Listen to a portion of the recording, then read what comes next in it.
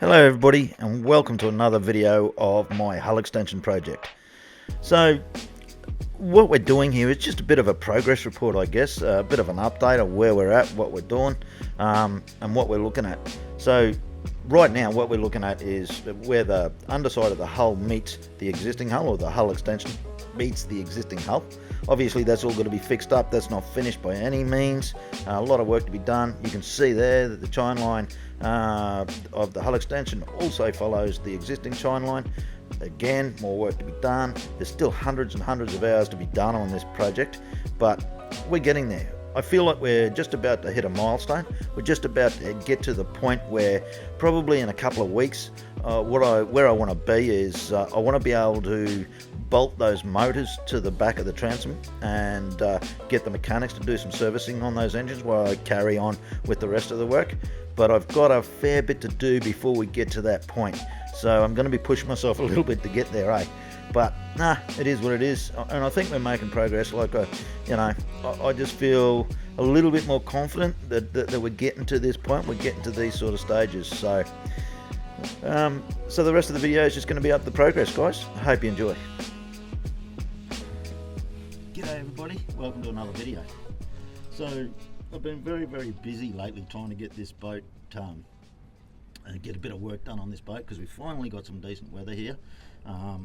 We've had some horrible weather over the last 4 or 5 months, and it's starting to settle down. 2 cyclones, a lot of rain, a lot of drizzle, a lot of weather that's just not forecast. 1 minute it looks beautiful and fine, no worries, I'll go out and do some glassing. Next minute it's pouring down rain. It's like it goes black and rain everywhere. So anyway, I've made some progress, and I just thought I'd do this video just to show you where we're at, to keep a little bit of content up, and yeah, let's have a look at it. So basically I've got the transom sitting here. This is my Thermo-lite transom.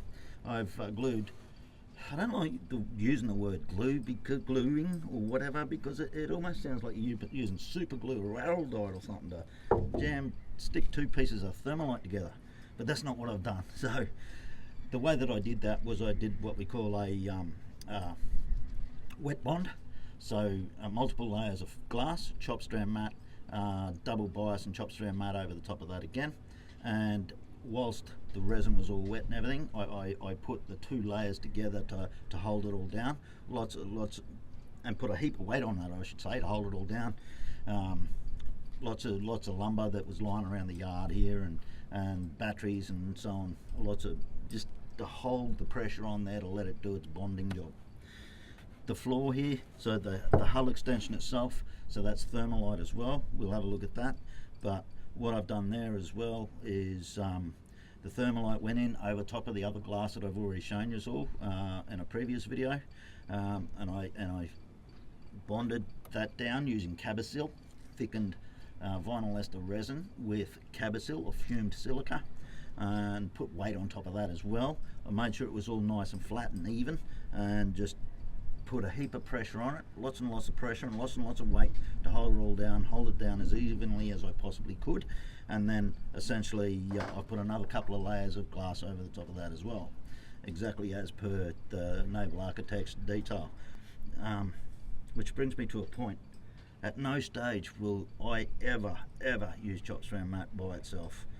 I know that in the past, and boat builders still do it, they use chopper guns and everything else, but in some of the structural areas, and I've seen it, where that they might have to add a little bit more strength. They'll put some double bias or some bi-axial or woven rovings in there to give it that little bit more strength. So that's what we're doing. We're adding as much strength as we possibly can.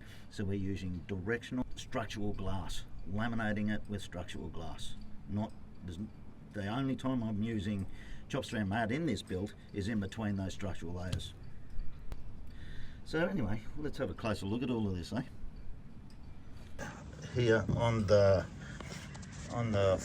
hull of the boat itself, you can see the Thermo-lite there. That's got multiple layers of glass over the top of that. There's a lot of bi-axial and directional cloth in there for the structural integrity of it all. very, very strong. Some chop strand mat in between those layers to help with the shear strength. I don't know what that means, but it helps with the structural integrity of it. And I've also got the, I'll go and put the bulkhead in so you can see how that's going to look as well. That's going to sit up against the old bulkhead there where the old transom used to be, and I'll go and grab that now, put that in. Okay, so there you go. That bulkhead's just sitting there at the moment. I've only just pushed that up so you guys can have a look at what's going to happen. And basically what's going to happen, we've got 3 longitudinals that are going to go along here, glued to the hull, to this transom, and then it comes up to this bulkhead over here, all glued into place. Righto guys, so I'm sitting in the back of the boat now, and what I'm going to do is I'm just going to show you a little bit of what I've been able to achieve at this point. And yeah, let's turn this thing around and have a look, eh? So we're inside the boat now. That's the old transom section there. Again, it's just flapping around there, not glued in or anything. Now, I've had to make some changes here, guys, as well, because what my original intention was I was going to raise the floor a little bit. And the reason for that is when this boat is sitting on the water, what happens is, this is a wet deck. So what happens is, even though it's got a self-draining deck and it's got scuppers in here, hope you can see that, big hole in the back of the boat, those scuppers. So what happens is when it rains and everything, the water just sits on the deck, it doesn't get out. And when I try to broom it or sweep it out, it's very difficult to try and push that water out. So what my intention was to lift that floor a little bit, bring it up the same height as those scuppers, and let that water free flow, so to speak. Get it out of here. But that's not going to happen, because when I got my bulkheads in and I stood on those bulkheads and I put a temporary floor thingy down to have a look at how it would be, it was too high, because my knees came up pretty much level with the top of the gunnels. So it just felt uncomfortable. It felt like the freeboard was gone, and it was only like this much. Not a great deal at all. So I'm going to have to modify that a little bit and change that around. So I'll show you, I've already marked that out. I'll show you how much I've got to cut off. But that's a little bit annoying, because I don't know what I'm going to do with that now. I don't know how I'm going to fix that water issue that I've got when the boat's sitting there at the marina.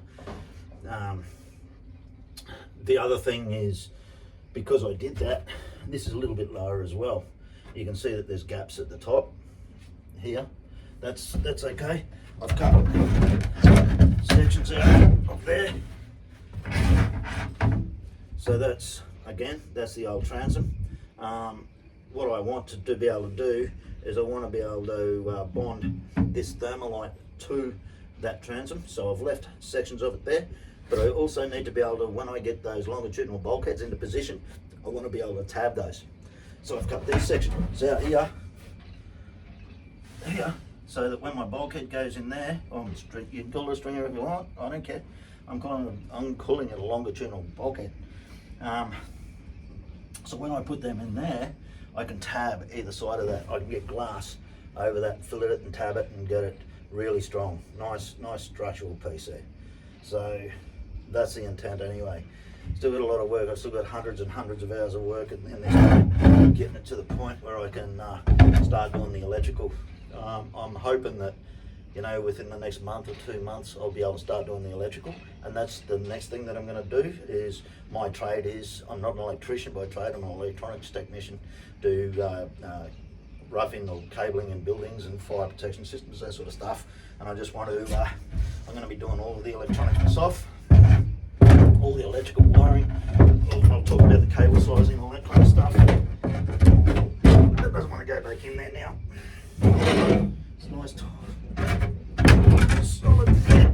Oh, I get that in. There we go. So I'll have to fix up those gaps that I can see there. That's all good. It finishes pretty well with the bottom there. I do have a gap on one side over here on the port, so I've got to turn around, port, left, starboard, right.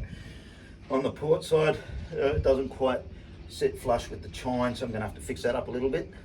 But let's just turn this camera around again, have a look at what I've got to cut off here, and I'll talk about that a bit more. So it all looks a little bit rough there at the moment because it's still a work in progress, very clearly. That line that you can see there, that's how much I've got to cut it down. So I'm going to bring that, I was going to sit the floor on top of that to raise the floor a little bit so that the water can run freely out of the scuppers when the boat's sitting at rest. But that's not going to happen.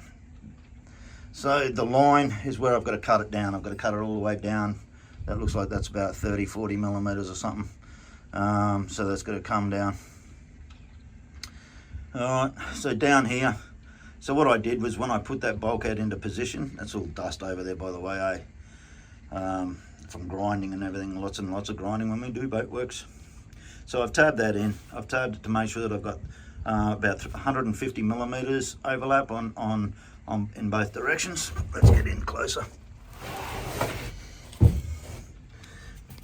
It's quite dusty there, but anyway, that's curved. I did my radiuses there. I used cabo-sil or fumed silica to do that, and then I've basically done my tabbing.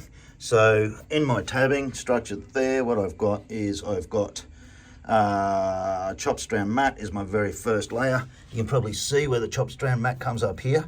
So the other layers come up a little bit shy of the choppy, because you've always got to have the chop strand mat underneath and over top of the bi-axial and double bias, and that's what I've got. So I've got 600 gram double bias with chop strand mat over the top of that again, and then I've used what have I used? Bi-axial cloth, roll of bi-axial to get that into position to do that tabbing there. So that tabbing makes it all nice and solid, very, very strong. Make sure it forms one piece of the structure there. A little bit rough there. I'll clean all that up. And I didn't get over here. I will do that. I will fix that up. Notice the holes, guys. I had to drill those holes, come out here very early one morning because it was pouring down rain. And what I didn't want is for water to fill up inside of this and just sink the boat. Yeah, sink the boat while it's on dry. Yeah, whatever. Anyway, so that's yeah, a few holes there that I've had to drill very, very quickly. That was really irritating that day, but it is what it is. So there's my filleting there. I've got to grind all of this back to get rid of all of that flow coat that's on there, but that's my cabo-sil fillet. Just make sure I've got a radius there before I put my tabbing into position. Okay, so that's the tabbing on that. I've got a lot more tabbing to do, a lot more, lots of work, hundreds and hundreds of hours of work to do. But there we go, everyone. That's pretty much where we're at. Getting there slowly. It's going to be some hard work involved in this, but we'll get there. So this is a rear bulkhead transom. We're going to I'll call it a bulkhead now because it's not a transom anymore. So you can see nice clean cut down the bottom there, reasonably clean anyway, and it fits in quite well without any huge gaps until it gets to the chine. And then we've got a gap there that's probably 20 millimeters or something. So I've got to fix that up. When I go to do this, what I'll actually do is to make sure I get a really secure, tight fit. This is going to be cabo-siled along here and along there, and I'll screw that in to lock it into position to give it time to dry, do its job, let the cabo-sil do its job. And the comes in at the ends there, on both ends. Excuse me, going too fast for this stupid camera. So that's a very tight fit at both ends. That's good, no problems there at all. I did originally cut this because it was going to be sitting underneath that section, the old tipper. Now that's amazing, hey. Like, have a look at this, guys. Just want to show you something for a sec. So I've basically got to cut these timbers out, right? Well, this is the old floor, and I was going to sit it above that, right? I was going to sit my new floor above that, but like I just said before, is that's not going to happen anymore, so I've got to cut that out. But have a look at this timber. So this timber has been in this boat, I imagine, since it was brand new, and there is nothing wrong with that timber whatsoever. It looks like it's in perfect condition, probably as good as the day it went in, no doubt about that. So that's staying. I don't see the point in cutting that out and having the problems of trying to sit everything else in there. So that's going to stay, and I'm going to put my floor, once I cut this section out, this bit of timber here out, once I cut that out, I'm going to sit it on top of this. It looks like some sort of redwood or something. I don't have no idea. I'm not a chippy. I don't know different types of timber or anything. You can see the grain in it. It's quite, I don't know, grainy. But that's it. Oh, did some serious mischief to myself on these bloody things. So these were the old, I'm talking about that. Oh, have I thrown them in the bin? I might see if I've still got those engine mounts and show you them. So you can see that the timber in this is still actually in pretty good nick. But what I did was I bloody crawling around inside the boat here, and I've leant up against this, and then I've twisted on it, and I've got this huge big lump on my knee. But anyway, toughen up, princess, eh? I'll be right, I'll cope. Heaps of dust over there. Lots of work to do, lots more tabbing to do. Those other longitudinal bulkheads are in there. They've got to be cut down as well. It's got to be sorted out. So lots and lots of work to do. So I'm slowly getting there, guys. Lot more work to do. I probably think that this boat's going to be sitting here for another 3 months while I finish all of this off. Nice and solid. No problems with that bulkhead. All the stuff really solid. That's essentially where we're at. We're getting there slowly. We're making progress. Now that all the bad weather's gone, like I said at the start of the video, the 4 or 5 months of just bad weather, just couldn't do any fiberglassing work. So now I'm going to get stuck into it. I'm going to try and keep a heap of videos up, and once I've done all of this, I've got to set up my that transducer, through hell transducer that you can see there. That's got to go. That's got to be cut out, because whilst I am going to build the support or the structure for a gyro, the Seakeeper, looking at the Seakeeper gyro, that's not going to go in this round, but I am going to build a structure for it. I'm going to get it all ready so that when I want that to go in, then it's all sitting there ready to go. I'll probably pull the boat out of the water again. It doesn't have to come out of the water. I've already spoken to the suppliers, and they said no, we can do it while it's on the water.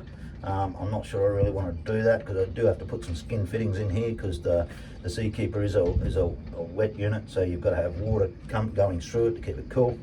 I'll probably just pull the boat out of the water again and get it all fitted up. The other issue that I have is basically the boat is not perfectly level from bow to stern. It is perfectly level laterally across my laterals from chine to chine, perfectly level. I'll set my spirit levels up and everything else to make sure that that is the case, and that's all fine.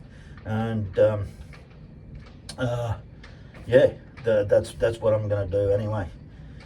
I've set up all the electronics and everything else. I've got lithium battery, and I have got a Victron energy system that I intend to put in here. So I've got the MPPTs, I've got Victron Multi Plus 2 3000 that I was intending to put in. I'm starting to rethink that, simply because of the weight of the thing. Those things are damn heavy. The battery itself is heavy. It's a 206 amp hour lithium ion phosphate battery, LifePay 4. That's going to go in. That's for my house setup. That's going to run all my fancy stuff, all my electronics and everything. And the engines themselves will have 2 separate batteries. So there'll be 3 batteries in total. And they'll be lead acid batteries.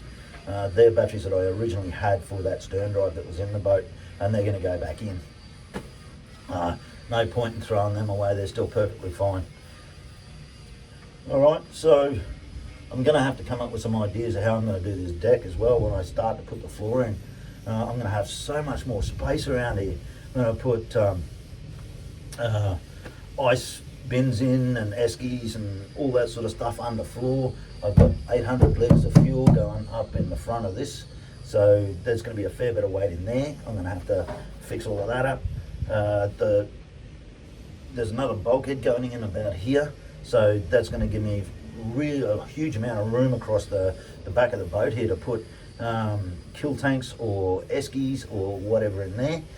I'm still, whilst I understand everybody's reasoning behind putting foam into boats, I'm still sitting on the fence about that, and the reason is basically because of the fact that foam can take in water. I know, yes, you see some guys and they're fiberglassing over the top of it and doing lots of different fancy things, but I have some reservations about that. And you know, I've got to start thinking about the overall picture of this boat and where it's going to end up in 5 or 10 years time, because once I've done all of this, you know, it's going to be good for another 30-40 years. Probably outlast me, I reckon. 30-40 years. Geez, I'll be clinkering on a hungy, mate. Nah, can't wait until this thing's on the water and I can take us all fishing, eh? That's gonna be grand. That's gonna be absolutely awesome. I am so looking forward to that. That's the reason I'm doing all of this too. Everybody is, I want to go fishing. I want to do blue water fishing. I'm getting to the age now where I want to semi-retire and basically put down the tools, put down the conduit cutters and the electrical cable and everything else, and pick up a fishing rod and just go fishing out in the deep blue and have some really serious adventures, you know. So that's what I'm looking forward to the most out of all of this. That's what this is all about, is getting this thing to the point where I can just keep going and going and going and going. No hesitation about where I go, what I do, just don't care. Everything's reliable, everything's strong, everything's structurally ready to go. Is there anything else that I need to, oh yeah, actually I will. I'll show you something else before I run away, guys. So this is the underside of the hull of the boat, and what I've done is, I'll show you a lot more closely in a minute, but I'll show you the other side. What happened was, as I was doing some of the work, the mold must have popped and the glass came up a little bit, and it was a little bit uneven, so I've had to fix that up. I've had to cut a little bit of that out and redo it, but that's all good now, and I'll go through that. But I'll show you what I've done here and how basically the underside of the hull, or the hull extension, follows the line of the boat. Hey, I'm out of picture, but I'll show you how it follows the line of the boat. Nothing too fancy about this channel, guys, eh? I get better and better at this over time, but yeah, let's have a look at this. So basically what you're looking at there is the hull extension. That's the hull extension there on the underside of the boat. This is the original hull there. So I've started to sand that back and get that ready to tab all of that in. So I'll have to glass that in to make sure that it locks the underside of the boat in to the underside of the hull extension, and it'll lock the underside of the hull extension in to the existing hull. The chine line follows the hull quite well, follows the existing quite well, and the hull extension follows the old existing hull quite well as well. It does come up a little bit at the very end of the stern. I don't see that being a major issue, but we'll find out, I guess, when it goes in the water and we're doing 35 knots. We'll get it out to wide open throttle, probably 40 knots, 50 knots, and see how it goes.